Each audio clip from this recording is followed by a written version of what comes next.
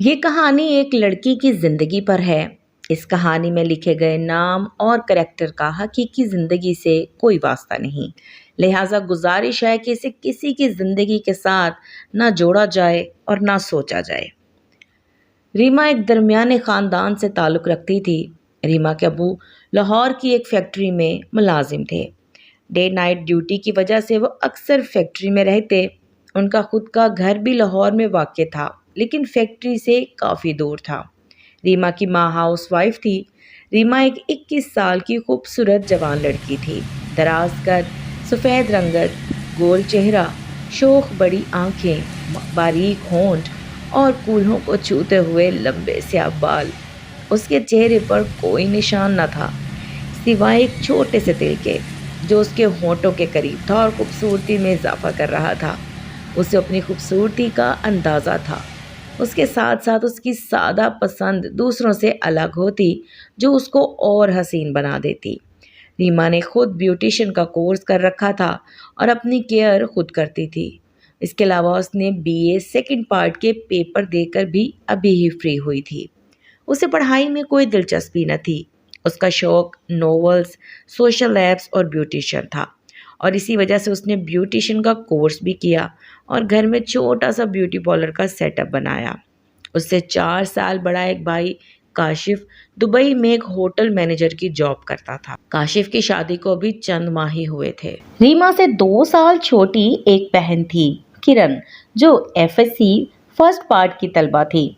किरण भी हुस्न के लिहाज से रीमा के मद्दे मुकाबिल थी। ऐसे लगता जैसे दूसरी रीमा हो, लेकिन उसका कद रीमा से थोड़ा सा छोटा था। किरण ज्यादातर पढ़ाई को वक्त देती थी। ये सर्दियों की रात थी। रीमा और किरण का रूम एक ही था। रूम काफी बड़ा था।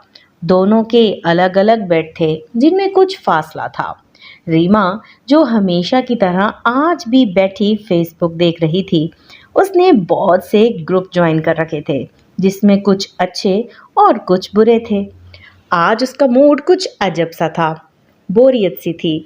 वो ऐसे एफबी स्क्रॉल कर रही थी कि उसकी नज़र एक रोमांटिक तस्वीर पर रुक गई, जिसके साथ एक सेक्सी कहानी लिखी हुई थी। वो उसको पढ़ने लगी।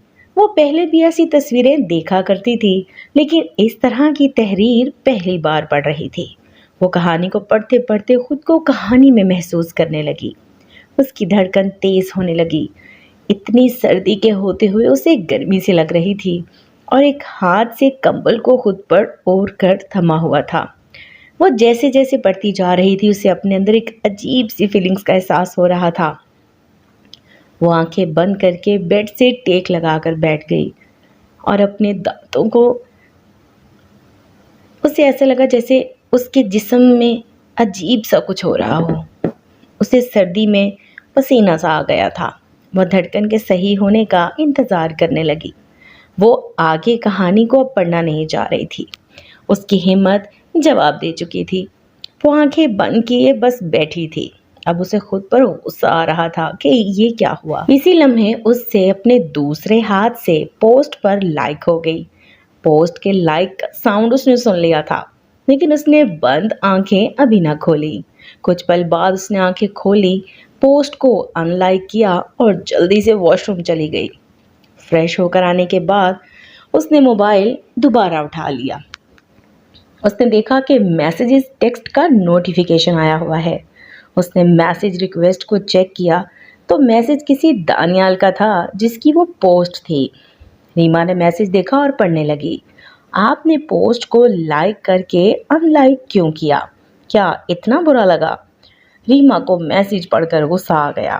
फिर उसने रिप्लाई दिया, निहायत ही घटिया इंसान हो तुम, और वैसे ही घटिया सोच पोस्ट गलती से लाइक हुई, अब टेक्स्ट ना आए।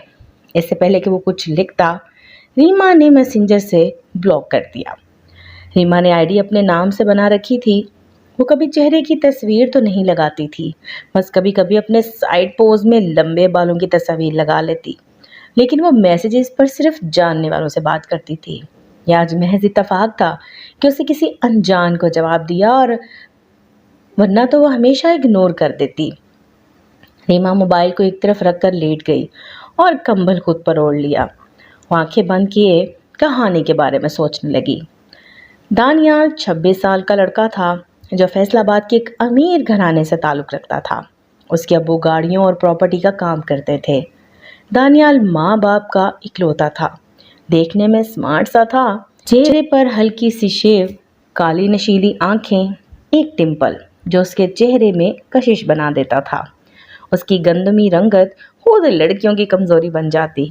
इसके अलावा उसके अंदर लड़कियों को फंसाने की एक महारत थी। खुद भी उसने मास्टर साइकोलॉजी में किया था और अक्सर उन लड़कियों को उनकी साइकी से जज करता, उनकी प्रोफाइल देखता, किसी को अपनी अमीरत दिखाता तो किसी को अपनी रोमांटिक लाइफ सुनाकर फीलिंग्स जगाता, तो कभी किसी की दुख भरी लाइफ सुनकर उसका सहारा बनता। लेकिन हकीकत में उसका एक ही टारगेट होता, लड़की के साथ सेक्स करना, उसकी वीडियोस और तस्वीर बनाना।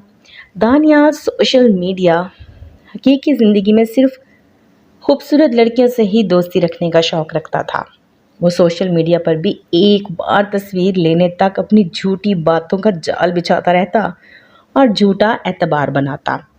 लड़की के फेस की तस्वीर लेने के बाद वो देखता कि आगे बात करे या ना करे। उसे इस बात की फ़िक्र नहीं होती कि लड़की कहाँ है।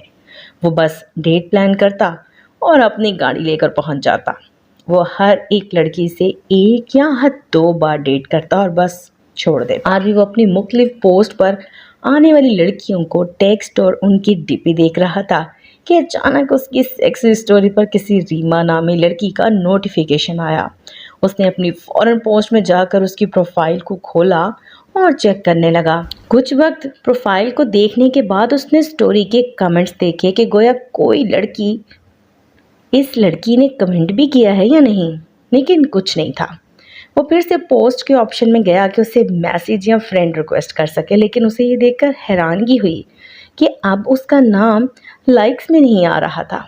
दानियाल मुस्कुरा दिया और ख़ुद से बोलने लगा, हाँ तो मिस रीमा अनलाइक भी कर गई, वाह इतना जल्दी। उसने रीमा को इस ग्रुप के मेंबर्स में सर्च किया और बहुत जल्द उसको आईडी मिल गई। उसने मैसेज कर दिया और मोबाइल को सामने रख दिया और ख़ुद सोफे पर आकर एक सिगरेट सुलगाकर टीवी देखने लगा कि अचानक नोटिफिकेशन आया। दानियाल को अंदाज़ा हो गया था कि रीमा ने मैसेज का रिप्लाई दे दिया है। वो सिगरेट को होंठों से लगाए उठा और मोबाइल को अनलॉक करके मैसेज देखने लगा। इससे पहले वो रीमा के मैसेज का जवाब देता, वो इसको ब्लॉक कर गई। दानियाल एकदम भड़क उठा। रीमा ने उसे सिर्फ मैसेंजर से ब्लॉक किया था। उसका मूड थोड़ा सा ख़राब हो गया। एक ही लड़की ने सेक्सी पोस्ट पढ़ी और ब्लॉक, क्या फ़ायदा ऐसी पोस्ट का यार। उसने अपनी इस पोस्ट को डिलीट किया और अपनी दूसरी पोस्ट में और लड़कियों के कमेंट्स देखने लगा।